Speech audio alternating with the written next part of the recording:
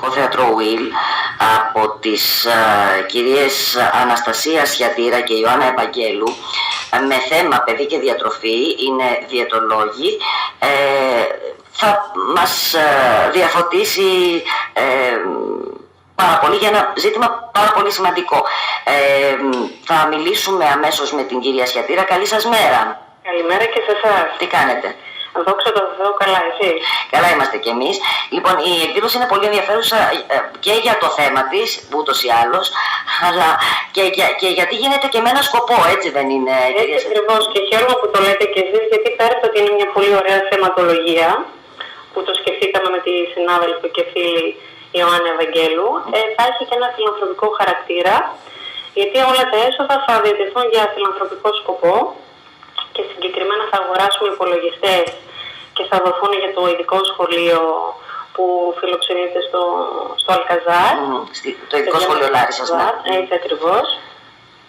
Και με μεγάλη χαρά έτσι το συνδιοργανώνουμε με την Αντιδημαρχία Πολιτισμού. Και το Σύλλογο Γονέων και Κυδεμόνων του Σχολείου. Έτσι ακριβώς, να το τονίσουμε και αυτό, γιατί και αυτοί συμμετείχαν ενεργά στην συμμετοχή και έχουν κοπεί και αρκετά εισιτήρια και περιμένουμε ότι ο κόσμος θα αγαπήσει και τη θεματολογία και θα περάσει όμορφα απόψε. Λοιπόν, είναι ένα πάρα πολύ μεγάλο θέμα. Τεράστιο θέμα, που ενδιαφέρει όλους τους γονείς από παιδάκια προσχολικής ηλικίας, γιατί θα αναφερθούμε περισσότερο σε προσχολική και σχολική ηλικία. Θα αγγίξουμε βέβαια και το κομμάτι της εφηβείας που είναι πολύ δυνατό και απασχολεί εξίσου τους γονείς. Θα δώσουμε έτσι κατευθυντήρες οδηγίες, θα σας τα πει και η Ιωάννα σε λίγο και εκείνη. Ναι, αυτό είναι πολύ βασικό, γιατί νομίζω ότι αυτό περιμένουν κιόλας οι γονείς σε τέτοιου είδους ομιλίες, πέρα από μια γενική θεωρητική τοποθέτηση που πρέπει να υπάρχει έτσι κι αλλιώς, και φαντάζομαι θα υπάρχουν και κάποια στατιστικά ίσως στοιχεία και όλα αυτά. Θα παραθέσουμε ακόμα και ζωγραφιές από παιδάκια, γιατί θέλαμε να βάλουμε και αυτό το κομμάτι, να δούμε από το παιδικό μυαλό και την παιδική ψυχή πώς μπορεί να καταγραφεί και να αποτυπωθεί μια ανησυχία, ένα άγχος για αυτό το σημαντικό κομμάτι που φύγουμε, που είναι η διατροφή, που αφορά όλα τα στάδια της ζωής ενός ανθρώπου. Γιατί η διατροφή, και φαντάζομαι εκεί αναφέρεται και το άγχος, συνδέεται και με την υγεία, αλλά συνδέεται και με την, ας πούμε, αισθητική, έτσι δεν είναι? Έτσι ακριβώς. Την εικόνα, ας πούμε. Θέμα ομορφιάς είναι και πάνω απ' όλα θέμα υγείας.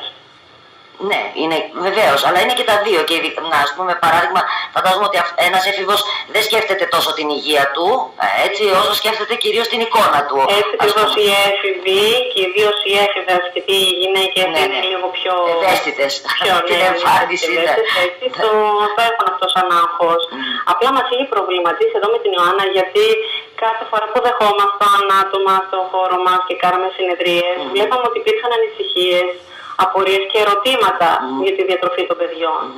Και το πιο απλό παράδειγμα, γιατί και εγώ έχω παιδάκι προσχολικής ηλικίας, άκουγα πολλές φορές από μανούλες όταν πήγαιναν να πάρουν τα παιδιά τους από τον παιδικό σταθμό, η ερώτηση που έκαναν πρώτη ήταν: έφαγε όλο του το φαγητό?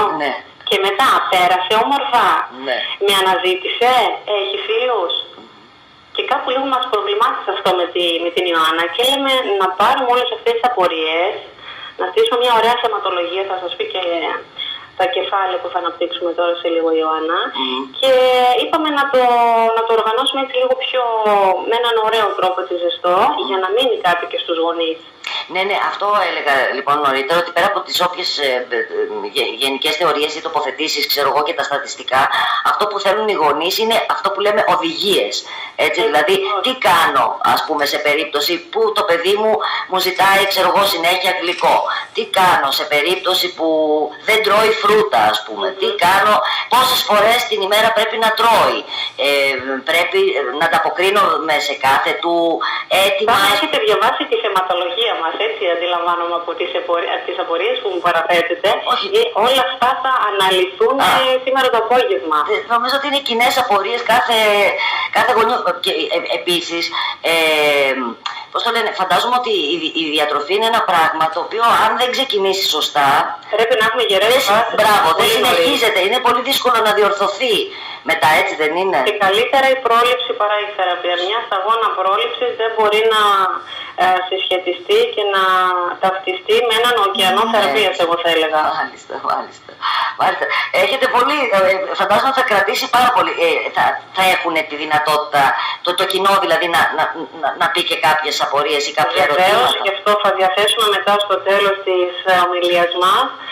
Ελπίζουμε να καλύψουμε τον κόσμο. Αν πάλι έχουν οποιαδήποτε απορία, με μεγάλη μας χαρά να αναλύσουμε και να δώσουμε και επιπλέον κατευθυντήριες οδηγίες, προκειμένου να φύγουν το απόγευμα με όσο το δυνατόν περισσότερες πληροφορίες. Μάλιστα. Προκειμένου να τις εφαρμόσουν για εκείνοι. Μάλιστα. Θα μπορούσαμε να μιλήσουμε με την κυρία Ευαγγέλου. Πολύ ευχαριστώ. Ευχαριστούμε πολύ, κυρία Σιατήρα. Και εγώ ευχαριστώ για τον χρόνο σας. Να είστε καλά. Καλημέρα. Καλησπέρα και από μένα. Καλημέρα, τι κάνετε, είστε καλά? Τι κάνετε? Ωραία. Εγώ είμαι η Ιωάννα Ευαγγέλου που θα κάνουμε μαζί την ομιλία με την κυρία Σιατήρα. Βλέπουμε και οι δύο στα γραφεία μας ότι είχαν οι μητέρες κυρίως πολύ έντονο τον προβληματισμό όσον αφορά τη διατροφή του παιδιού τους και αν πράττουν σωστά όσον αφορά το μαγείρεμα, το τι φαγητό θα βάλουν καθημερινά, πώς θα προσεγγίσουν το παιδί τους ψυχολογικά και πώς θα το παροτρύνουν να καταναλώνει κάποιες τροφές που το παιδί δεν ήθελε. Και έτσι συγκεντρώσαμε ένα πάρα πολύ ωραίο υλικό. Θα μιλήσουμε επίσης και για τα κακοφάγανα παιδιά και πώς αυτά κυρίως μπορούμε να τα προσεγγίσουμε. Θα μιλήσουμε επίσης για την παχυσαρκία και για τα παχύσαρκα παιδάκια. Πότε τα θεωρούμε παχύσαρκα, πότε πρέπει να κάνουμε μία δίαιτα στο παιδί αυτό και πώς μπορούμε να το συμπεριφερθούμε. Επίσης θα θίξουμε ένα πάρα πολύ ευαίσθητο κομμάτι των διατροφικών διαταραχών. Θα μιλήσουμε για σημάδια που μας δίνει το ίδιο το παιδί που προαναγγέλουν κάποια διατροφική διαταραχή, γιατί συνήθως τα παιδάκια όπως και οι ενήλικοι στην πορεία έχουν κακή εικόνα σώματος, έχουν διαστρεβλωμένη εικόνα σώματος. Αλλιώς είναι δηλαδή και αλλιώς νομίζουν. Και αλλιώς αντιλαμβάνονται το σώμα τους και νομίζουν ότι τους βλέπουν και οι άλλοι κάπως αλλιώς και έτσι έχουν και την ανασφάλεια. Επίσης θα θίξουμε και το πολύ κλασικό και αυτό που φαντάζονται οι περισσότεροι γονείς όσον αφορά κάποιες τροφές όπως είναι το γάλα και πώς αυτό μπορούμε να το κάνουμε πιο αρεστό στα παιδιά. Θα μιλήσουμε για το κατσικίσιο γάλα που πολλοί γονείς είναι πλέον πληροφορημένοι, πολύ καλά πληροφορημένοι και για αυτό και τα ωφέλη του. Και όλα τα υπόλοιπα θα τα δούνε οι γονείς και θα τα ακούσουν το απόγευμα στις 6 ώρα στο θέατρο Willy. Μάλιστα. Και επίσης φαντάζομαι ότι πολλά από αυτά που ισχύουν για τα παιδιά ισχύουν και για τους ενήλικες, έτσι δεν είναι, κυρία Ευαγγέλου? Δηλαδή, σίγουρα... Είναι η βάση του ξεκινήματος η παιδική διατροφή και το πώς θα χειρίζονται μετά και το πώς θα αγαπήσουν ως ενήλικες την τροφή για να είναι και υγιείς, να έχουν και την ευεξία, αλλά να νιώθουν και όμορφα με το σώμα τους. Ναι, γιατί υπάρχουν, αυτό που λέμε, υπάρχουν και τροφές που σε ρίχνουν ψυχολογικά, έτσι δεν είναι? Ακριβώς, βεβαίως. Ναι, υπάρχουν συγκεκριμένοι συνδυασμοί οι οποίοι σχηματίζουν σερωτονίνη, την ορμόνη της εφορίας. Της ευτυχίας, όπως λέμε, ναι. Έτσι ακριβώς. Και άλλες οι οποίες κάνουν ακριβώς το αντίθετο, παρότι εσύ μπορεί να νομίζεις ότι θα σε εντός εισαγωγικών ανεβάσουν. Ας πούμε, η πολύ ζάχαρη τελικά δεν ανεβάζει, έτσι δεν είναι? Μα και βέβαια δεν ανεβάζει την σερωτονίνη. Ωραία.